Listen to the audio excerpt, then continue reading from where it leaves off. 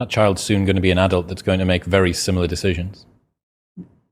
The choice has consequences, and to be held accountable for that is to recognize purely that the choice has consequences and that it is a choice. Now, you could say, well, 95% of the blame is to be put on the mother, and maybe that's an overestimate.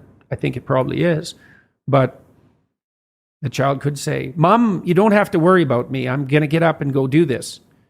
And that's choice. And that's the right choice. So these are always chicken and egg problems, obviously, but that fleshes out the complexity of the situation. If you're being enticed down a pathological road, you can accept or reject the invitation. Now, some people are better at enticing and some people enforce it more harshly. And, there's all sorts of individual variability in situations like this, but just because you're offered the bait doesn't necessarily mean that you have to take it. So, and I'm not a determinist. I do believe that people have free will, whatever that means.